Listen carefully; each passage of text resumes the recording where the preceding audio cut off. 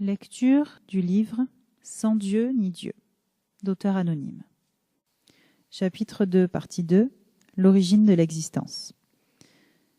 Ce rêve d'absolu, ce besoin de trouver des réponses définitives se retrouve dans la question éminemment existentielle que l'on s'est tous posée un jour. Pourquoi y a-t-il quelque chose plutôt que rien ? C'est une question très générale, mais qui peut être posée aussi à titre individuel. Pourquoi est-ce que j'existe ? Derrière cette interrogation se pose en toile de fond la question du sens de sa propre vie, du sens de la vie en général, du sens de l'existence. La réponse des religions abrahamiques à ces questions est « Dieu a créé l'univers, le monde, la vie, l'homme, etc. » Admettons. Mais alors, qui a créé Dieu ? Cette question est un peu celle de l'œuf et de la poule, question insoluble de l'ordre des choses, de l'origine absolue. Je te propose ci-après une petite illustration de la problématique appliquée à l'origine de l'univers. Mes recherches sur ce sujet m'ont permis de découvrir le physicien français Étienne Klein. Son discours sur l'origine de l'univers est très instructif. Il explique ainsi que la question du commencement est une question relativement récente dans l'histoire de la science et que celle-ci s'est établie en 2 étapes. La première, quand Galilée découvre dans son télescope que la Lune comporte des plaines et des montagnes. Ces étranges similitudes avec la Terre l'ont amené à penser que le ciel n'est peut-être pas qu'une simple décoration, mais plutôt le spectacle d'un univers immense comportant d'autres planètes similaires à la Terre. La seconde étape est la découverte de l'expansion de l'univers au début du XXe siècle, qui fut observée et théorisée par différents scientifiques dont Vesto Slipher, Georges Lemaître et Edwin Hubble. Cette découverte est majeure car elle indique que l'univers, puisqu'en expansion, n'est donc pas immuable. Il a donc une histoire, un passé et un futur. De ce constat découle ce que l'on appelle la cosmologie, la science de l'univers. L'un des grands défis de cette science est d'établir l'histoire de l'univers aussi loin que possible, au-delà du fameux Big Bang. Brian Greene, physicien américain, indique dans son ouvrage La magie du cosmos que ce défi revient à faire cohabiter les 2 grandes théories physiques actuellement disponibles pour décrire notre univers, à savoir la théorie de la relativité d'Albert Einstein, qui fonctionne à la perfection pour décrire les phénomènes physiques liés aux éléments très massifs dans l'infiniment grand, et la physique quantique, qui décrit très bien les phénomènes physiques de l'infiniment petit. La première est une approche déterministe, quand la seconde est probabiliste. Ces 2 approches sont inconciliables. Dans notre univers tel que nous le connaissons, cela ne pose pas de problème, car il est possible d'étudier séparément l'infiniment grand et l'infiniment petit. Mais pour connaître l'histoire de l'univers, les choses se compliquent un peu.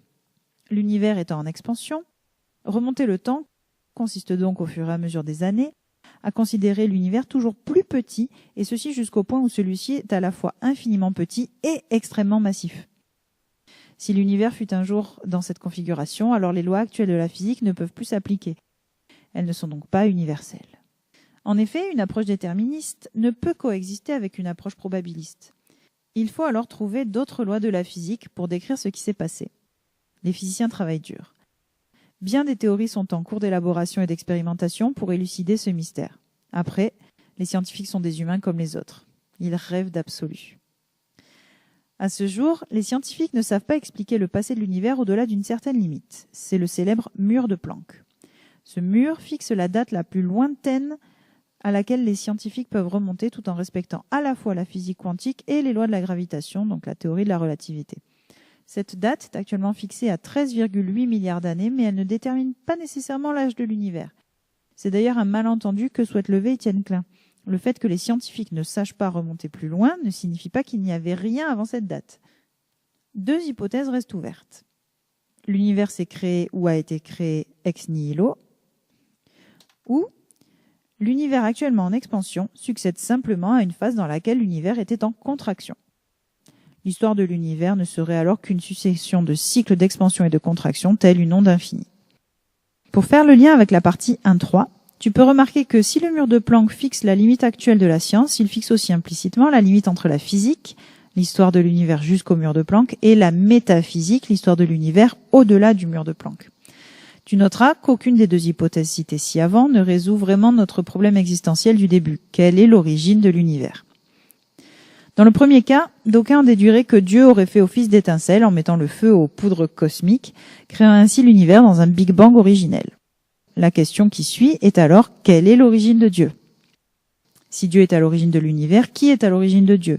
Qu'y avait-il avant l'existence de Dieu ? Quelle est l'origine de l'origine en quelque sorte? L'existence de Dieu ne permet pas de répondre à ce processus de régression infernale. Dans le second cas, l'univers est une onde infinie dans le temps. Il a toujours existé et existera toujours. Nous ne sommes alors pas plus avancés sur l'origine de son existence. Ces deux visions existent dans les religions. Certaines religions ont ce que l'on appelle une cosmogonie, c'est-à-dire un récit de la création. La Bible, par exemple, nous rapporte une création en 6 jours. De son côté, l'hindouisme ne se préoccupe guère de l'origine des choses. L'hindouisme est la religion de l'impermanence. Selon cette philosophie, dans l'éternité, rien ne dure, tout se transforme, change, se renouvelle. Dans la mythologie grecque, les dieux ne sont pas à l'origine de tout, ils sont les descendants des titans. Ceci donne de la légitimité à la question de la création de Dieu, puisque les Grecs y avaient apporté une première réponse. Cela ne fait néanmoins que reporter le problème un peu plus loin. Les Grecs aussi atteignent la limite de la régression infinie. Dans cette mythologie, la Terre est créée de manière un peu confuse, sans véritable explication sur l'origine des bouleversements qui aboutissent à sa création. Les athées, quant à eux, affirment volontiers que ce n'est pas Dieu qui a créé l'homme, mais bien l'homme qui a créé Dieu. Cette assertion ne répond cependant pas à la question de la raison de l'existence. Le problème est inextricable, il échappe à l'entendement. Se poser la question de l'origine revient à jouer comme l'enfant à pourquoi. L'enfant pose une question anodine à ses parents et suite à la réponse obtenue, il demande pourquoi. Après chaque réponse obtenue, l'enfant demande alors systématiquement pourquoi et les parents se retrouvent rapidement dans l'incapacité de répondre ou s'en sortent par une pirouette telle que « parce que c'est comme ça » ou « et pourquoi pas ». Il est des questions pour lesquelles, quelles que soient les réponses apportées, celles-ci ne peuvent pas être satisfaisantes. Elles ne sont pas satisfaisantes car elles ne sont pas absolues. Il en est notamment ainsi de toutes les questions de régression infinie. Qui est apparu en premier, l'œuf ou la poule? Quelle est l'origine de l'origine? Quel est le pourquoi du pourquoi? À l'égard de nos angoisses existentielles, nous rêvons de réponses absolues. Si elles existent, elles ne sont malheureusement pas à notre portée.